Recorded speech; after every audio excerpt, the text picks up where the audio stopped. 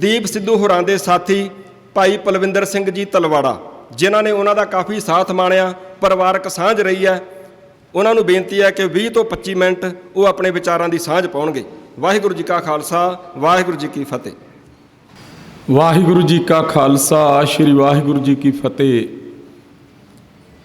ਜੁਗੋ ਜੁਗ ਅਟਲ ਸਾਹਿਬ ਸ਼੍ਰੀ ਗੁਰੂ ਗ੍ਰੰਥ ਸਾਹਿਬ ਜੀ ਮਹਾਰਾਜ ਦੀ ਹਜ਼ੂਰੀ ਵਿੱਚ ਬਿਰਾਜਮਾਨ ਸਾਧ ਸੰਗਤ ਜੀ, ਪਿੰਡੋ ਪਿੰਡ ਪੂਰੇ ਵਰਲਡ ਦੇ ਗੁਰੂ ਘਰਾਂ ਦੇ ਵਿੱਚ ਅੱਜ ਸਾਰੀ ਸਿੱਖ ਕੌਮ ਇੱਕ ਨੌਜਵਾਨ ਨੂੰ ਯਾਦ ਕਰ ਰਹੀ ਹੈ। ਉਹਦਾ ਨਾਮ ਹੈ ਦੀਪ ਸਿੱਧੂ। ਦੀਪ ਸਿੱਧੂ ਸਿੱਖ ਕੌਮ ਦਾ ਅਨਮੋਲ ਹੀਰਾ ਸੀ। ਉਹਨੇ ਆਪਣਾ ਕੈਰੀਅਰ ਛੱਡ ਕੇ, ਆਪਣਾ ਘਰ-ਬਾਰ ਛੱਡ ਕੇ ਪੰਜਾਬ ਦੇ ਹਿੱਤਾਂ ਲਈ, ਸਿੱਖ ਕੌਮ ਦੇ ਹਿੱਤਾਂ ਲਈ ਲੜਨ ਦਾ ਜੋ ਉਪਰਾਲਾ ਕੀਤਾ ਸੀ ਉਹ ਵਾਕਈ ਲਾਜਵਾਬ ਸੀ। ਪਿਛਲੇ ਸਮੇਂ ਦੇ ਵਿੱਚ ਜਦੋਂ ਸਿੱਖ ਕੌਮ ਦੇ ਵਿੱਚ ਜੂਨ 1984 ਤੋਂ ਬਾਅਦ ਉਨੀ ਜਾਗਰਤੀ ਨਹੀਂ ਸੀ ਆਈ, ਇਸ ਦੌਰਾਨ ਹੀ ਕਿ ਕਿਸਾਨੀ ਸੰਘਰਸ਼ ਚੱਲ ਪਿਆ। ਕਿਸਾਨੀ ਸੰਘਰਸ਼ ਦੇ ਵਿੱਚ ਪੰਜਾਬ ਕੀ, ਹਰਿਆਣਾ ਕੀ ਪੂਰੀ ਦੀ ਪੂਰੀ ਸਿੱਖ ਕੌਮ ਨੇ ਆਪਣਾ ਆਪ ਝੋਕ ਦਿੱਤਾ।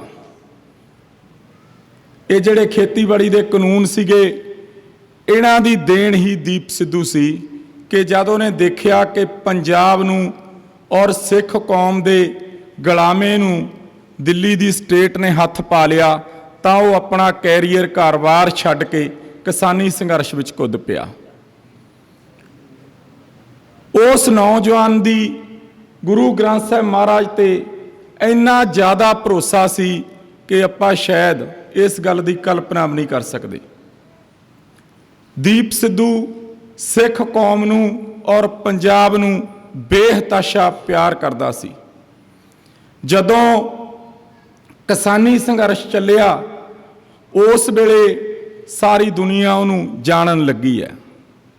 ਇਹ ਜਿਹੜੇ ਕਿਸਾਨੀ ਦੇ ਬਿੱਲ ਸੀਗੇ, ਇਹ ਪੂਰੇ ਵਰਲਡ ਦੇ ਵਿੱਚ ਲਾਗੂ ਹੋਏ ਨੇ, ਪੂਰੇ ਦੇਸ਼ ਦੇ ਵਿੱਚ ਲਾਗੂ ਹੋਏ ਨੇ। ਲੇਕਿਨ ਇਹਨਾਂ ਬਿੱਲਾਂ ਦੀ ਵਿਰੋਧਤਾ, ਇਹਨਾਂ ਬਿੱਲਾਂ ਦੀ ਮੁਖਾਲਫਤ ਜੇ ਕਿਸੇ ਨੇ ਕੀਤੀ ਹੈ ਤਾਂ ਉਹ ਪੰਜਾਬ ਹੈ, ਸਿੱਖ ਕੌਮ ਹੈ, ਗੁਰੂ ਗੋਬਿੰਦ ਸਿੰਘ ਮਹਾਰਾਜ ਦੇ ਪੁੱਤਰਾਂ ਨੇ ਕੀਤੀ ਹੈ। ਔਰ ਇਹ ਵਿਰੋਧਤਾ ਸੁਭਾਵਿਕ ਵੀ ਸੀ, ਕਿਉਂਕਿ ਸਿੱਖ ਕੌਮ ਨੇ ਹਮੇਸ਼ਾ ਜ਼ਬਰ ਤੇ ਜ਼ੁਲਮ ਦਾ ਡਟ ਕੇ ਵਿਰੋਧ ਕੀਤਾ, ਉਹਦਾ ਟਾਕਰਾ ਕੀਤਾ। ਪੂਰੇ ਵਿਸ਼ਵ ਦੇ ਵਿੱਚ ਇਹ ਕਾਨੂੰਨ ਲਾਗੂ ਹੋਏ, ਪੂਰੇ ਦੇਸ਼ ਦੇ ਵਿੱਚ ਇਹ ਕਾਨੂੰਨ ਲਾਗੂ ਹੋਏ, ਲੇਕਿਨ ਕਿਤੇ ਇਹਨਾਂ ਦੀ ਵਿਰੋਧਤਾ ਨਹੀਂ ਹੋਈ। ਜੇ ਇਹਨਾਂ ਦੀ ਵਿਰੋਧਤਾ ਹੋਈ ਤਾਂ ਪੰਜਾਬ ਦੀ ਮਿੱਟੀ ਦੇ ਵਿੱਚੋਂ ਗੁਰੂ ਗੋਬਿੰਦ ਸਿੰਘ ਮਹਾਰਾਜ ਦੇ ਪੁੱਤਰਾਂ ਨੇ ਇਹਨਾਂ ਦੀ ਵਿਰੋਧਤਾ ਕੀਤੀ। ਔਰ ਇਹਨਾਂ ਕਾਨੂੰਨਾਂ ਦੀ ਵਿਰੋਧਤਾ ਦੇ ਤਹਿਤ ਹੀ ਦੀਪ ਸਿੱਧੂ ਵੀ ਇਹਨਾਂ ਕਾਨੂੰਨਾਂ ਦੀ ਲੜਾਈ ਸੈਂਟਰ ਗੌਰਮੈਂਟ ਨਾਲ ਲੜਨ ਆਇਆ।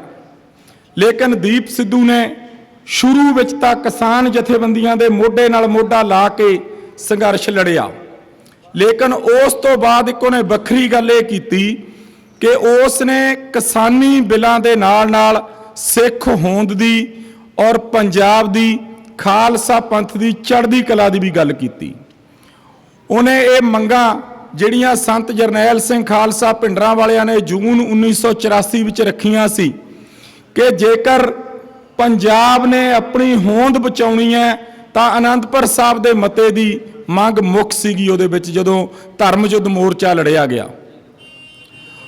ਉਸ ਵੇਲੇ 1984 ਦੇ ਵਿੱਚ ਜੇਕਰ ਸੰਤ ਜਰਨੈਲ ਸਿੰਘ ਖਾਲਸਾ ਭਿੰਡਰਾਂ ਵਾਲਿਆਂ ਨੇ ਜਿਹੜਾ ਧਰਮ ਯੁੱਧ ਮੋਰਚਾ ਆਰੰਭਿਆ ਸੀ, ਜੇ ਉਸ ਵੇਲੇ ਸਿੱਖ ਕੌਮ ਨੇ, ਪੰਜਾਬ ਨੇ ਉਹਨਾਂ ਦਾ ਸਾਥ ਦਿੱਤਾ ਹੁੰਦਾ ਤਾਂ ਆਪਾਂ ਨੂੰ ਦੁਬਾਰਾ ਦਿੱਲੀ ਦੀਆਂ ਬਰੂਹਾਂ ਤੇ ਮੰਗਤੇ ਬਣ ਕੇ ਜਾ ਕੇ ਬੈਠਣ ਦੀ ਲੋੜ ਨਹੀਂ ਸੀ।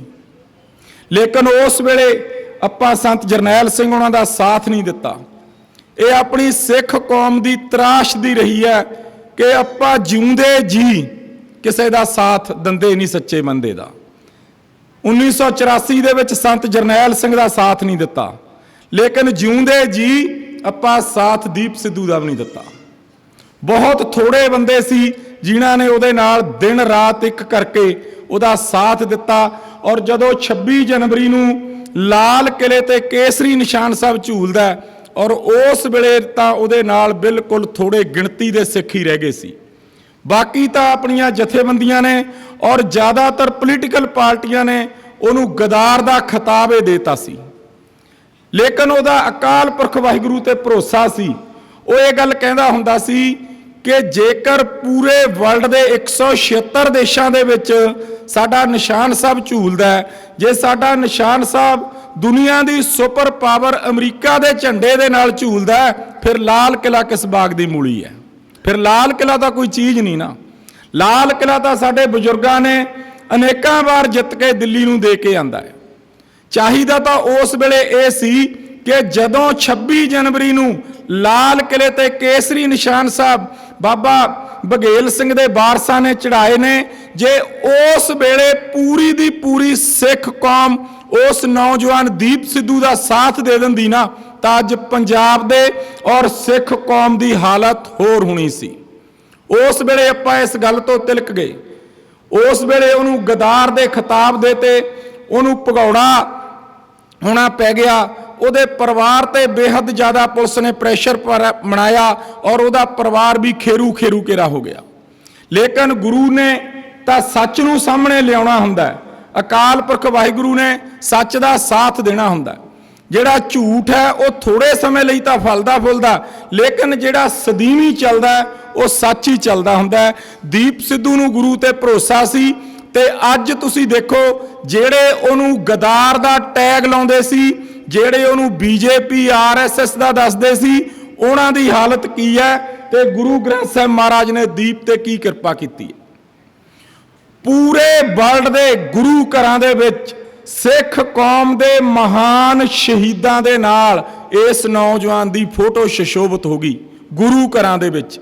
ਇਦੋਂ ਵੱਡਾ ਮਾਣ ਸ਼ਾਇਦ ਕਿਸੇ ਨੂੰ ਨਹੀਂ ਮਿਲਦਾ ਹੁੰਦਾ ਕਿ ਇੱਕ ਕੌਮ ਦੇ ਸ਼ਹੀਦਾਂ ਦੇ ਨਾਲ ਉਸ ਨੌਜਵਾਨ ਦੀ ਫੋਟੋ ਲੱਗੀ ਕਿ ਜਿਹੜਾ ਹਾਲੇ ਪੂਰਨ ਤੌਰ ਤੇ ਗੁਰਸਿੱਖ ਵੀ ਨਹੀਂ ਸੀ।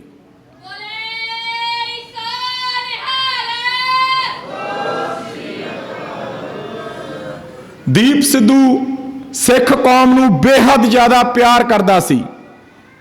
ਮੈਨੂੰ ਬਹੁਤ ਲੰਬਾ ਸਮਾਂ ਉਹਦੇ ਨਾਲ ਰਹਿਣ ਦਾ ਮੌਕਾ ਮਿਲਿਆ।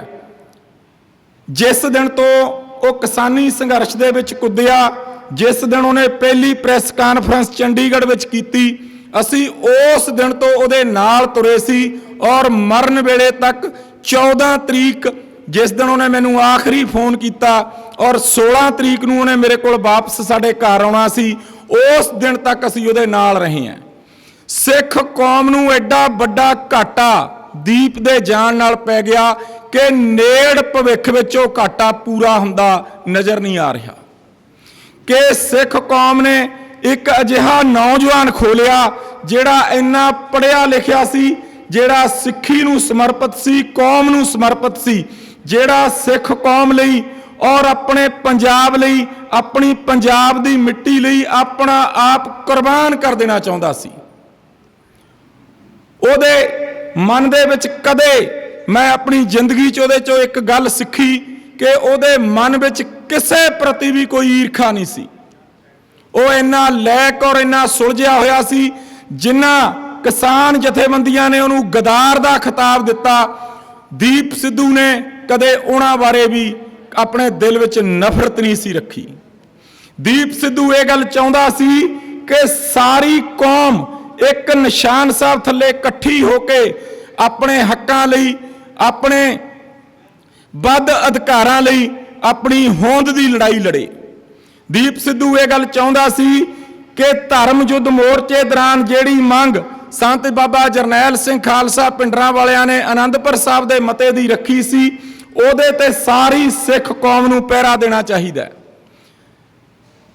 47 ਤੋਂ ਲੈ ਕੇ ਅੱਜ ਤੱਕ ਬੜੇ ਐਮਐਲਏ ਬਣੇ, ਬੜੇ ਐਮਪੀ ਬਣੇ, ਬੜੇ ਚੀਫ ਮਿਨਿਸਟਰ ਬਣੇ, ਲੇਕਿਨ ਪੰਜਾਬ ਔਰ ਕੌਮ ਅੱਜ ਖੜੀ ਕਿੱਥੇ ਹੈ? ਅੱਜ ਜੇ ਕੋਈ ਮਿਨਿਸਟਰ ਬਣ ਕੇ ਕੋਈ MLA ਬਣ ਕੇ ਆਉਂਦਾ, ਆਪਾਂ ਖੜੇ ਅੱਜ 70 ਸਾਲ ਬਾਅਦ ਗਲੀਆਂ ਤੇ ਔਰ ਨਾਲੀਆਂ ਤੇ ਆ। ਨਵੀਂ ਸਰਕਾਰ ਬਣੀ ਹੈ, ਨਵੀਂ ਸਰਕਾਰ ਦਾ ਵੀ ਬੜੀ ਛੇਤੀ ਚੌ ਲੈ ਜਾਣਾ, ਕਿਉਂਕਿ 70 ਸਾਲ ਤੋਂ ਜੇ ਕੁਝ ਨਹੀਂ ਨਾ ਹੋਇਆ ਤਾਂ ਇਹਨਾਂ ਤੋਂ ਵੀ ਕੁਝ ਨਹੀਂ ਹੋਣਾ। 1997 ਦੇ ਵਿੱਚ ਜਦੋਂ ਆਪਾਂ ਪੂਰੇ ਜਾਹੋ ਜਲਾਲ ਦੇ ਨਾਲ ਪ੍ਰਕਾਸ਼ ਸਿੰਘ ਬਾਦਲ ਨੂੰ ਮੁੱਖ ਮੰਤਰੀ ਬਣਾਇਆ ਸੀ, ਇਦੋਂ ਵੀ ਵੱਡਾ ਬਹੁਮਤ ਦਿੱਤਾ ਸੀ। ਉਸ ਵੇਲੇ 21,000 ਕਰੋੜ ਰੁਪਈਆ ਪੰਜਾਬ ਦੇ ਸਿਰ ਕਰਜ਼ਾ ਸੀ, ਲੇਕਿਨ ਅੱਜ ਪੰਜਾਬ ਦੀ ਸਰਕਾਰ ਸਿਰ ਕੱਲੀ ਸਿਰ 3.5 ਲੱਖ ਕਰੋੜ ਕਰਜ਼ਾ ਹੈ ਤੇ 1.5 ਲੱਖ ਕਰੋੜ ਦੂਸਰੇ ਅਦਾਰਿਆਂ ਦਾ, ਜਿਹੜੇ ਸਰਕਾਰੀ ਅਦਾਰੇ ਨੇ। 5 ਲੱਖ ਕਰੋੜ ਰੁਪਏ ਦੇ ਆਪਾਂ ਕਰਜ਼ਈਆਂ ਤੇ ਆਪਾਂ ਡਿਵੈਲਪਮੈਂਟ, ਐਜੂਕੇਸ਼ਨ ਔਰ ਹੈਲਥ ਦੀ ਕੀ ਸੁਧਾਰ ਦੀ ਗੱਲ ਕਰ ਸਕਦੇ ਹਾਂ। ਆਪਣੀ ਕੌਮ, ਆਪਣੇ ਗੁਰਾਂ ਨੇ ਜਿਹੜੀ ਆਪਾਂ ਨੂੰ ਕੌਮ ਨੂੰ ਬਖਸ਼ਿਸ਼ ਕੀਤੀ ਸੀ, ਜਿਹੜਾ ਕੌਮ ਨੂੰ ਹੁਕਮ ਕੀਤਾ ਸੀ, ਉਹ ਇਹ ਸੀ ਕਿ 10 ਨੌਹਾਂ ਦੀ ਕਿਰਤ ਕਰੋ, ਕਿਰਤ ਕਰਕੇ ਉਹਦੇ ਵਿੱਚੋਂ ਦਸਵੰਧ ਦੂਜਿਆਂ ਨੂੰ ਦਾਨ ਕਰ ਦਿਓ। ਲੇਕਿਨ ਅੱਜ ਆਪਾਂ ਖੜੇ ਕਿੱਥੇ ਆਂ? ਖੜੇ ਆਂ ਆਪਾਂ ਆਟੇ ਤੇ ਔਰ ਦਾਲ ਤੇ। ਕੋਈ ਆ ਕੇ ਕਹਿੰਦਾ ਮੈਂ ਦਾਲ ਦਊਂਗਾ, ਕੋਈ ਕਹਿੰਦਾ ਮੈਂ ਆਟਾ ਦਊਂ, ਕੋਈ ਕਰਦੇ ਤਾਂ ਟਿਚਰਾਂ ਨੇ ਕੌਮ ਨੂੰ, ਕੋਈ ਕਹਿੰਦਾ ਮੈਂ ਕਿਲੋ ਚੀਨੀ ਵੀ ਦਊਂਗਾ। ਦੇਖੋ ਕਰਦਾਰ ਕੌਮ ਦੇ ਕਿੱਥੇ ਚਲੇ ਗਏ। ਫਿਰ ਆਪਾਂ ਕਹਿੰਦੇ ਆ ਕਿ ਕੌਮ ਡਾਊਨ ਹੋ ਗਈ, ਕੌਮ ਦੇ ਪੱਲੇ ਕੁਛ ਨਹੀਂ ਰਿਹਾ, ਖਾਲਸਾ ਪੰਥ ਡਾਊਨ ਹੋ ਗਿਆ। ਖਾਲਸਾ ਪੰਥ ਨਹੀਂ ਡਾਊਨ ਹੋਇਆ, ਆਪਣੇ ਕਰਦਾਰ ਡਾਊਨ ਹੋ ਗਏ।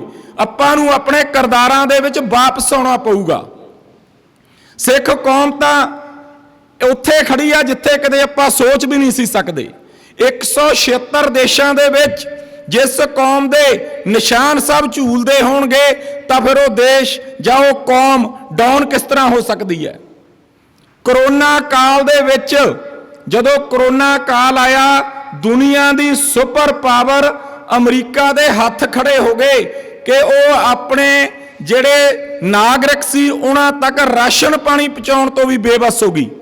ਅਮਰੀਕਾ ਦੀ ਗਵਰਨਮੈਂਟ ਨੇ, ਡੋਨਲਡ ਟਰੰਪ ਨੇ, ਰਾਸ਼ਟਰਪਤੀ ਨੇ ਇੱਕ ਕੈਬਨਿਟ ਦੀ ਮੀਟਿੰਗ ਸੱਦੀ ਔਰ ਕੈਬਨਿਟ ਦੀ ਮੀਟਿੰਗ ਦੇ ਵਿੱਚ ਇਹ ਫੈਸਲਾ ਕੀਤਾ ਕਿ ਲੋਕ ਕਰੋਨੇ ਤੋਂ ਤਾਂ ਬਚ ਜਾਣਗੇ ਲੇਕਿਨ ਭੁੱਖ ਨਾਲ ਮਰ ਜਾਣਗੇ।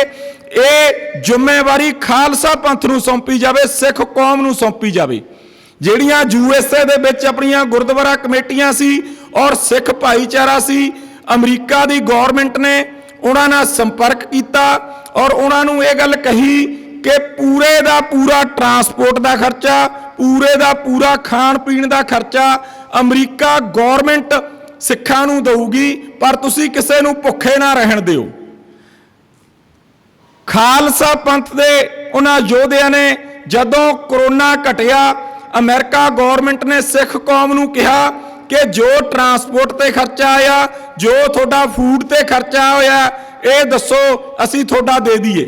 ਲੇਕਿਨ ਗੁਰੂ ਕੇ ਜਾਇਆ ਨੇ 1 ਪੈਸਾ ਵੀ ਅਮਰੀਕਾ ਗਵਰਨਮੈਂਟ ਤੋਂ ਨਹੀਂ ਲਿਆ ਤੇ ਉਸ ਵੇਲੇ ਅਮਰੀਕਾ ਸਰਕਾਰ ਨੇ ਇੱਕ ਮਤਾ ਪਾਸ ਕੀਤਾ ਕਿ ਪੂਰੀ ਦੀ ਪੂਰੀ ਸਿੱਖ ਕੌਮ ਦਾ ਪੂਰੇ ਅਮਰੀਕਾ ਦੇਸ਼ ਦੇ ਵਿੱਚ ਅਮਰੀਕਾ ਦੇ ਝੰਡੇ ਨਾਲੋਂ 4 ਫੁੱਟ ਉੱਚਾ ਖਾਲਸਾਈ ਨਿਸ਼ਾਨ ਸਾਹਿਬ 28 ਦਿਨ ਝੂਲਦਾ ਰਿਹਾ। ਕੌਮ ਤਾਂ ਕਿੱਥੇ ਖੜੀ ਆ ਨਾ ਫਿਰ, ਤੇ ਆਪਾਂ ਕਿੱਥੇ ਆ?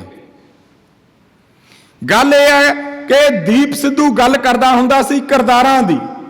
ਦੀਪ ਸਿੱਧੂ ਗੁਰਜੰਟ ਸਿੰਘ ਬੁੱਧ ਸਿੰਘ ਵਾਲੇ ਦੀ ਗੱਲ ਕਰਦਾ ਹੁੰਦਾ ਸੀ, ਕੌਮ ਦਾ ਜਰਨੈਲ ਸੀ। ਉਹਨਾਂ ਦੀ ਉਹ ਕਿਉਂ ਗੱਲ ਕਰਦਾ ਸੀ ਕਿ ਉਹ ਬੰਦਿਆਂ ਦੇ ਕਰਦਾਰ ਇੰਨੇ ਉੱਚੇ ਸੀ ਕਿ ਕੋਈ ਕਲਪਨਾ ਨਹੀਂ ਕਰ ਸਕਦਾ। ਗੁਰਜੰਟ ਸਿੰਘ ਨੂੰ ਮੈਨੂੰ ਵੀ ਕਾਫੀ ਸਮਾਂ, ਕਾਫੀ ਵਾਰ ਮਿਲਣ ਦਾ ਮੌਕਾ ਮਿਲਿਆ ਉਸ ਜਰਨੈਲ ਨੂੰ। ਉਹਦੇ ਵਿੱਚ ਵੀ ਇੱਕ ਜਨੂਨ ਸੀ। ਪੰਜਾਬ ਦੇ ਪੁਲਿਸ ਅਧਿਕਾਰੀਆਂ ਨੇ, ਪੰਜਾਬ ਦੀ ਸਰਕਾਰ ਨੇ, ਦਿੱਲੀ ਦੀ ਸਟੇਟ ਨੇ ਬਣਾਤਾ ਉਹਨੂੰ ਅੱਤਵਾਦੀ ਦਿੱਤਾ, ਲੇਕਿਨ ਉਹ ਅੱਤਵਾਦੀ ਨਹੀਂ ਸੀ। ਉਹ ਆਪਣੀ ਕੌਮ ਦਾ ਅਨਮੋਲ ਹੀਰਾ ਸੀ, ਆਪਣੀ ਕੌਮ ਦੇ ਹੱਕਾਂ ਲਈ ਜੂਝਦਾ ਸੀ। ਇਸੇ ਤਰ੍ਹਾਂ ਭਾਈ ਦਲਜੀਤ ਸਿੰਘ ਬਿੱਟੂ ਸੀ, ਇਸੇ ਤਰ੍ਹਾਂ ਜਹੇਦਾਰ ਜਗਤਾਰ ਸਿੰਘ ਹਵਾਰੇ ਹੋਣੀ ਸੀ, ਜਿਨ੍ਹਾਂ ਨੇ ਕੌਮ ਦੀ ਅਣਖ ਇੱਜ਼ਤ ਵਾਸਤੇ ਆਪ ਸਾਰਾ ਕੁਰਬਾਨ ਕਰਤਾ, ਲੇਕਿਨ ਪਹਿਲਾਂ ਪੰਥ ਦੀ ਗੱਲ ਕੀਤੀ। ਲੇਕਿਨ ਆਪਾਂ ਅੱਜ ਪੰਥ ਦੀ ਗੱਲ ਕਰਨ ਤੋਂ, ਸਿੱਖ ਕੌਮ ਦੀ ਗੱਲ ਕਰਨ ਤੋਂ ਡਰਨ ਲੱਗ ਗਏ। ਜਿਸ ਕੌਮ ਦੀ ਨੀਂਹ ਹੀ ਸ਼ਹਾਦਤਾਂ ਤੇ ਰੱਖੀ ਹੋਈ ਹੋਵੇ ਫਿਰ ਉਸ ਕੌਮ ਨੂੰ ਸ਼ਹਾਦਤਾਂ ਤੋਂ ਡਰਨ ਦੀ ਲੋੜ ਨਹੀਂ ਹੁੰਦੀ। ਜੇਕਰ ਗੁਰੂ ਅਰਜਨ ਦੇਵ ਸਾਹਿਬ ਮਹਾਰਾਜ ਸ਼ਹਾਦਤ ਨਾ ਦਿੰਦੇ, ਜੇਕਰ ਗੁਰੂ ਤੇਗ ਬਹਾਦਰ ਸਾਹਿਬ ਮਹਾਰਾਜ ਸ਼ਹਾਦਤ ਨਾ ਦਿੰਦੇ, ਜੇਕਰ 10ਵੇਂ ਪਾਤਸ਼ਾਹ ਆਪਣਾ ਸਰਬੰਸ ਨਾ ਵਾਰਦੇ ਤਾਂ ਫਿਰ ਤਾਂ ਕੌਮ ਦੀ ਸਾਜਨਾ ਹੀ ਨਹੀਂ ਸੀ ਹੋਣੀ। ਇਸ ਕਰਕੇ ਆਪਾਂ ਨੂੰ ਅੱਜ ਲੋੜ ਹੈ ਆਪਣੀ ਸਿੱਖ ਕੌਮ ਦੇ ਜਿਹੜੇ ਆਪਾਂ ਪੂਰਨੇ ਪਾਏ ਹੋਏ ਨੇ ਆਪਣੇ ਗੁਰੂ ਸਾਹਿਬਾਨ ਨੇ ਉਹਨਾਂ ਤੇ ਚੱਲੀਏ। ਲੇਕਿਨ ਆਪਾਂ ਅੱਜ ਡਰਨ ਲੱਗੇ, ਸ਼ਹਾਦਤਾਂ ਤੋਂ ਡਰਨ ਲੱਗੇ, ਜੇਲ੍ਹਾਂ ਤੋਂ ਡਰਨ ਲੱਗੇ। ਇਸ ਕਰਕੇ ਕੌਮ ਨੂੰ ਬਾਰ-ਬਾਰ ਚੈਲੰਜ ਕੀਤਾ ਜਾ ਰਿਹਾ।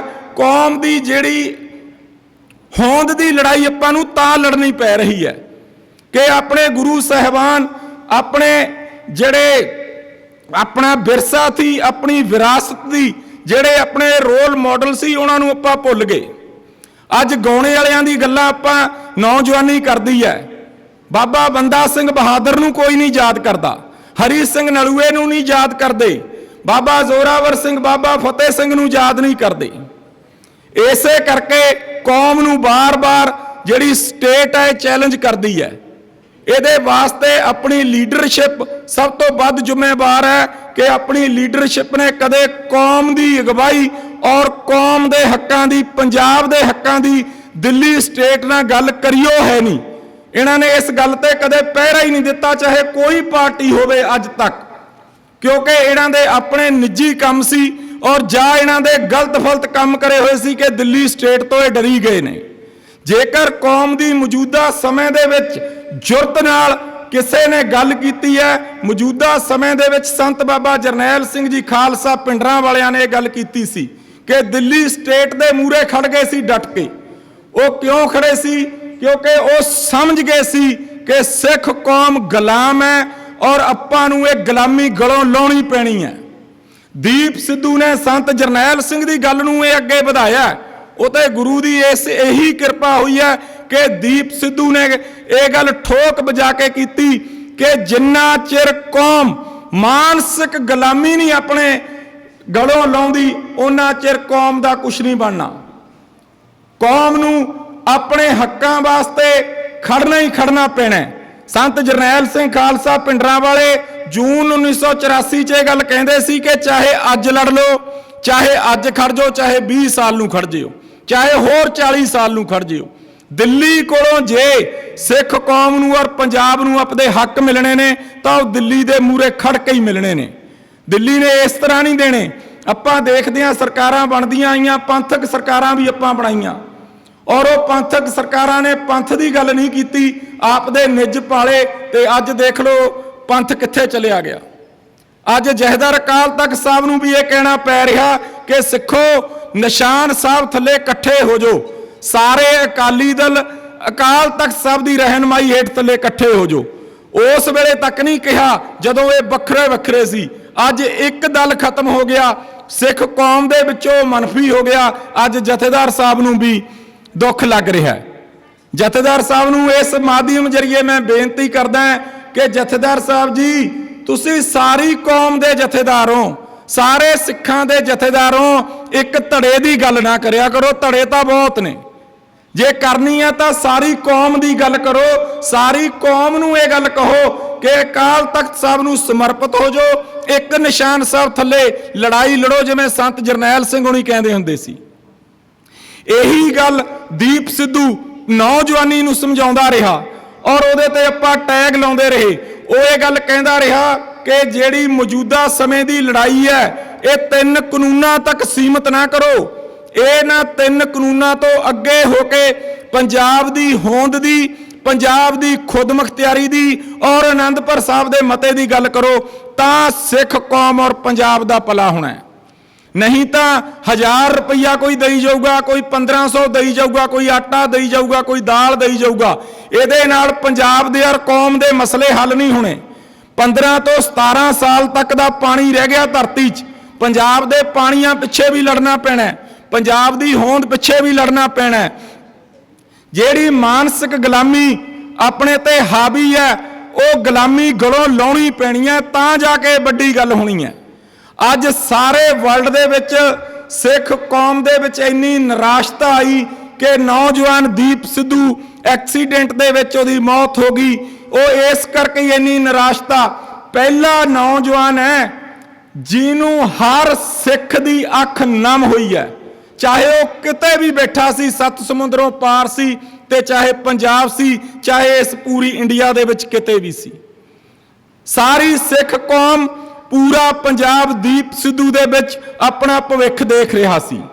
ਔਰ ਦੀਪ ਸਿੱਧੂ ਤੇ ਇੱਕ ਗੱਲ ਦਾ ਪੰਜਾਬੀਆਂ ਨੂੰ ਸਦੋਂ ਹੀ ਮਾਣ ਰਹੂਗਾ ਕਿ ਉਹ ਬੰਦਾ ਇੰਨਾ ਨਿਡਰ ਸੀ, ਉਹਦੀਆਂ ਲੱਤਾਂ 'ਚ ਇੰਨੀ ਜਾਨ ਸੀ ਕਿ ਉਹਨੂੰ ਨਾ ਸਟੇਟ ਝੁਕਾ ਸਕੀ, ਨਾ ਨਰਿੰਦਰ ਮੋਦੀ ਝੁਕਾ ਸਕਿਆ, ਨਾ ਉਹਦੇ ਤੇ ਇਲਜ਼ਾਮ ਲਾਉਣ ਵਾਲੇ ਉਹਨੂੰ ਝੁਕਾ ਸਕੇ।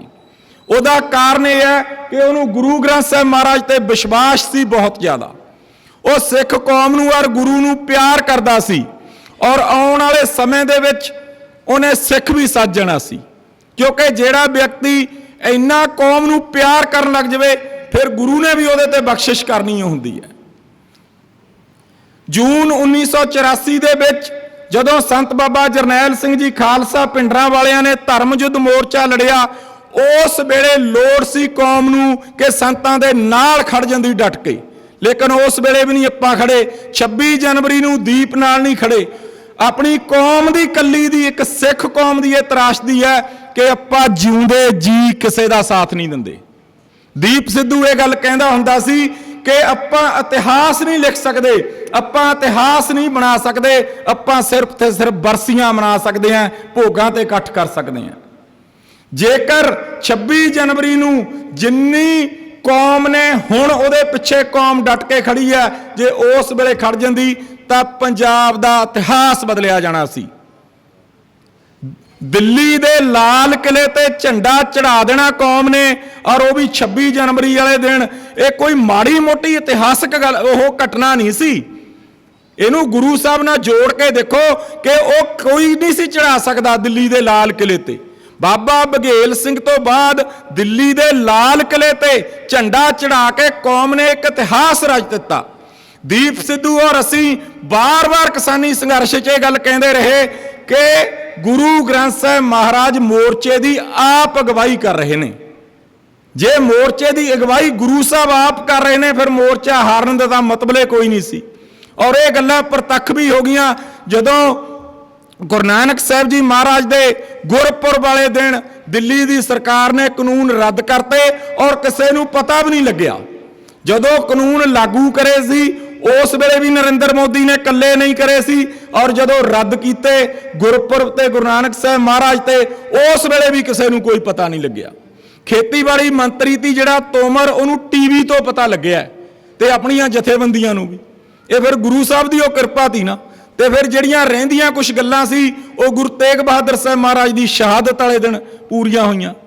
ਇਸ ਕਰਕੇ ਜਿਹੜਾ ਲਾਲ ਕਿਲੇ ਤੇ ਝੰਡਾ ਚੜਾਇਆ, ਉਸ ਝੰਡਾ ਚੜਾਉਣ ਦੀ ਅਗਵਾਈ ਵੀ ਗੁਰੂ ਗ੍ਰੰਥ ਸਾਹਿਬ ਮਹਾਰਾਜ ਆਪ ਕਰ ਰਹੇ ਸੀ, ਤਾਂ ਲਾਲ ਕਿਲੇ ਤੇ ਝੰਡਾ ਚੜਿਆ। ਮਤ ਸਮਝੇ ਕੋਈ ਕਿ ਇਹ ਜਥੇਬੰਦੀਆਂ ਨੇ ਕਰਤਾ ਜਾਂ ਉਹ ਕਰਤਾ, ਸਟੇਟ ਰੋਕ ਸਕਦੀ ਸੀ। ਕੋਈ ਦੁਨੀਆ ਦੀ ਤਾਕਤ, ਜਦ ਇਤਿਹਾਸ ਲਿਖੇ ਜਾਂਦੇ ਨੇ ਉਹਨਾਂ ਨੂੰ, ਫਿਰ ਉਹਨਾਂ ਬਹਿਣਾ ਨੂੰ ਕੋਈ ਰੋਕ ਨਹੀਂ ਸਕਦਾ। ਇਸ ਕਰਕੇ ਅੱਜ ਗੁਰੂ ਸਾਹਿਬ ਦੀ ਉਸ ਨੌਜਵਾਨ ਤੇ ਕਿਰਪਾ ਹੋਈ ਹੈ, ਔਰ ਆਪਾਂ ਨੂੰ ਵੀ ਉਹਦੇ ਭੋਗ ਪਾਉਣ ਦਾ, ਸੁਖਮਨੀ ਸਾਹਿਬ ਦੇ ਭੋਗ ਪਾਏ ਜਾ ਰਹੇ ਨੇ, ਸਹਿਜ ਪਾਠ ਸਾਹਿਬ ਦੇ ਭੋਗ ਪਾਏ ਜਾ ਰਹੇ ਨੇ, ਅਖੰਡ ਪਾਠ ਸਾਹਿਬਾਂ ਦੇ ਭੋਗ ਪਾਏ ਜਾ ਰਹੇ ਨੇ। 4-4 5-5 ਸਮਾਗਮਾਂ ਤੇ ਰੋਜ਼ ਜਾਂਦੇ ਆ। ਲੇਕਿਨ ਦੀਪ ਸਿੱਧੂ ਨੂੰ ਸੱਚੀ ਸ਼ਰਧਾਂਜਲੀ ਇਹ ਹੋਵੇਗੀ ਕਿ ਆਪਾਂ ਜਿਹੜੀਆਂ ਉਹ ਗੱਲਾਂ ਕਰਦਾ ਹੁੰਦਾ ਸੀ ਉਹਨਾਂ ਤੇ ਪਹਿਰਾ ਦਈਏ। ਕਿਤੇ ਅਜਿਹਾ ਨਾ ਹੋਵੇ ਕਿ ਦੀਪ ਸਿੱਧੂ ਦਾ ਚਲਿਆ ਗਿਆ, ਆਪਾਂ ਉਹਦੇ ਸ਼ਰਧਾਂਜਲੀ ਸਮਾਗਮ ਵੀ ਕਰਾਤੇ ਕਿ ਹੋਰ 4 ਮਹੀਨੇ 6 ਮਹੀਨੇ ਬਾਅਦ ਫੇਰ ਲਾਈਨ 'ਚ ਲੱਗ ਕੇ 1000 ਰੁਪਏ ਦੀਆਂ ਪੈਨਸ਼ਨਾਂ ਨੂੰ ਖੜੀਏ।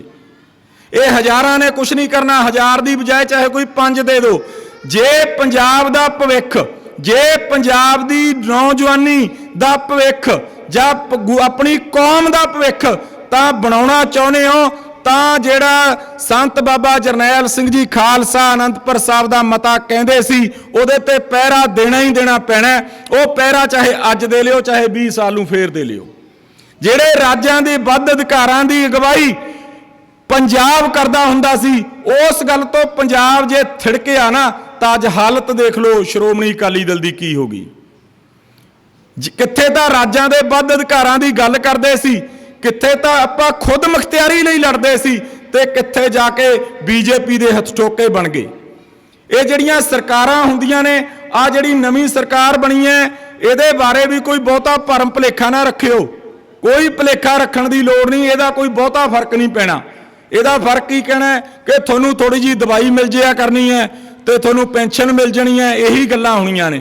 ਕੌਮ ਦੀ ਹੋਂਦ ਨੂੰ, ਸਿੱਖ ਕੌਮ ਦੀ ਚੜ੍ਹਦੀ ਕਲਾ ਲਈ, ਪੰਜਾਬ ਦੀ ਚੜ੍ਹਦੀ ਕਲਾ ਲਈ ਜੇਕਰ ਰਾਜਾਂ ਦੇ ਵੱਧ ਅਧਿਕਾਰਾਂ ਦੀ ਗੱਲ ਨਾ ਕੀਤੀ ਤਾਂ ਕੁਝ ਵੀ ਨਹੀਂ ਹੱਲ ਹੋਣਾ।